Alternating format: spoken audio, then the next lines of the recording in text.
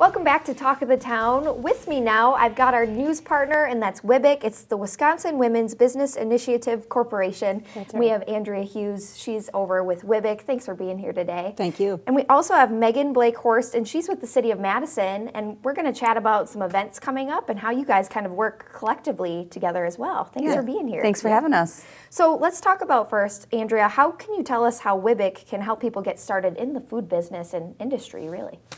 Well, one of the first things they can do is simply come in for just some general counseling. That's free. You sit down. We have a one-on-one. We try to figure out whether you're going to be doing a food cart, a restaurant, or maybe you're making jams and selling it at the farmer's market, or you got an idea for a great chip, whatever. You can come in and talk to us, and we start them through the process of finding partners that they need to do, like Megan, or whether it's maybe they need to sit down and write a business plan, maybe they need funding, all that type of thing. Which is so great because I think a lot of people have ideas, but putting those ideas into action is probably one of the biggest and hardest steps when you have something new. And I know you mentioned food carts.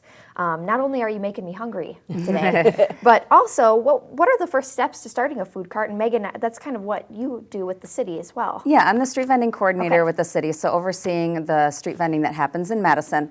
And there's two main steps when thinking about starting a food cart. Sure. First is contacting the health department. And you can go through our street vending website at the City of Madison to get there, or go straight to the Madison-Dane County Public Health Department. And there's steps because there's a lot of licensing that has to happen on the food side.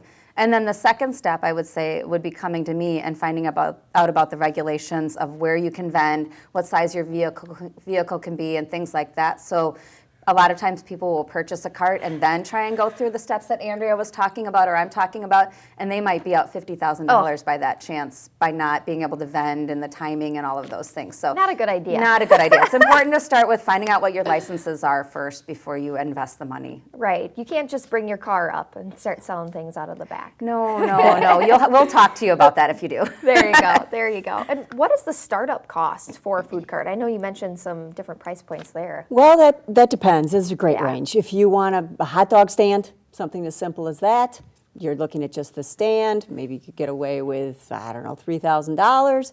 But honestly, when you're going to do it and you really want to be downtown, you got a truck to pull it, you've got your cart, you've got insurance, you've got the licensing, you need inventory. That's why you need a plan. So we're looking at anywhere between 25 to 100 grand, depending on if you're getting a truck or whatnot. So that's why it's important to sit down and work through the numbers to see if this is something you can do and want to do. You got to be prepared. You got to be Absolutely. prepared. Absolutely. And it sounds like there's a selection process too, if you do want to be in the downtown area. So what's that selection process like? We call that the mall concourse vending area. So it's a high density area where there's lots of people.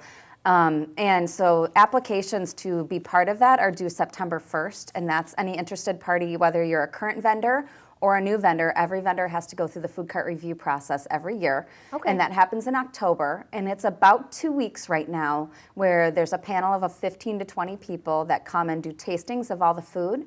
Then those scores are tabulated, right? Yeah, it's a fun job. Also a hard job, because if you're scoring 60 carts and you have 2 weeks to do it, that's a lot of food to eat. Right.